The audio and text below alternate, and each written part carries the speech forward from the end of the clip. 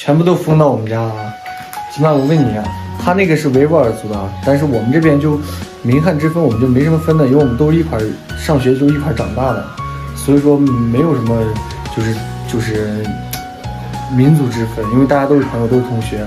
然后很多朋友跟就是维吾尔族，订婚了、结婚了都很多啊。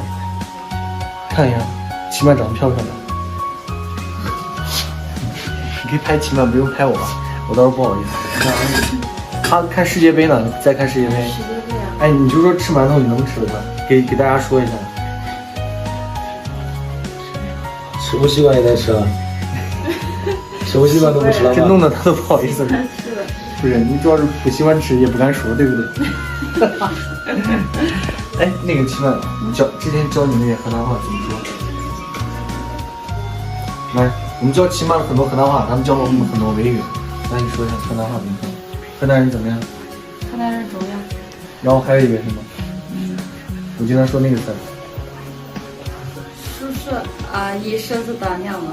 不是，我说中的还有一个河南话。关。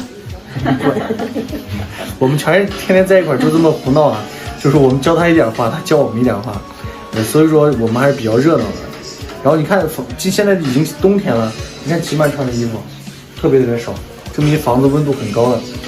所以说有想吃和田大的，大家私信我们啊，多多看我们的视频，多多关注，多多转发，谢谢。